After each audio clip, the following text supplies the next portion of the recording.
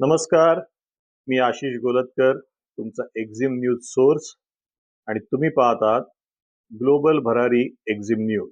आजचा फोकस आहे एक्झिम आणि अर्थव्यवस्था यावर.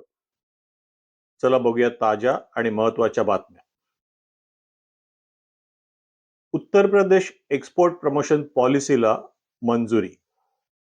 उत्तर प्रदेश राज्य मंत्रिमंडळाने एक्सपोर्ट प्रमोशन पॉलिसी 2025-30 मंजूर केली आहे.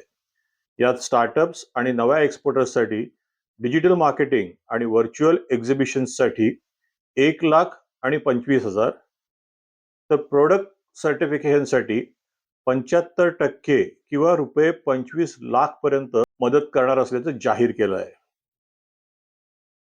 आणि यामुळे ओडीओपी आयटम्स आणि स्थानिक उद्योजकांसाठी मोठी संधी निर्माण होणार आहे. भारताचे फार्मा एक्सपोर्ट बाजारपेठामध्ये विस्तारीकरण.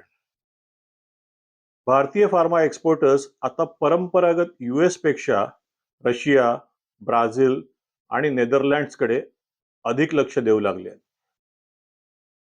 यामुळे यूएस टेरिफच्या तणावातून मुक्तता मिळण्याची शक्यता वाढली आहे.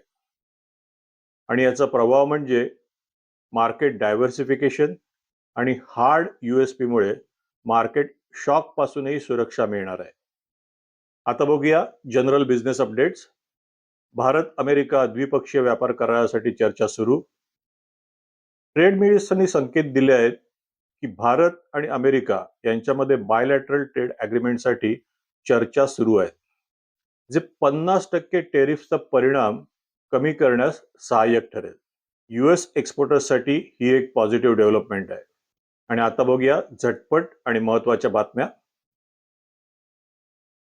भारताने European union, SACU, Australia, Qatar आणि सौदी अरेबिया यांच्यासोबत व्यापार विस्तारीकरण करारामध्ये प्रगती साधली आहे.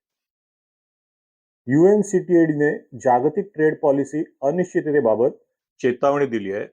एक्सपोर्टर्सनी वेळेवर शिपिंग, स्टॉक पोझिशन करणं आवश्यक आहे. ही होती आजची एक्झिम फोकस अपडेट. उत्तर प्रदेशची नवीन एक्सपोर्ट प्रमोशन पॉलिसी, भारताचे फार्मा एक्सपोर्ट बाजारपेठांमध्ये विस्तारीकरण, भारत अमेरिका द्विपक्षीय व्यापार करारासाठी चर्चा सुरू आणि international trends. Export smartly, grow globally. Global भरारी एक्झिम न्यूज तुमच्या एक्झिम प्रवासात नेहमी तुमच्या सोबत आहे. पुन्हा भेटूया उद्या संध्याकाळी 7:30 वाजता. धन्यवाद. नमस्कार.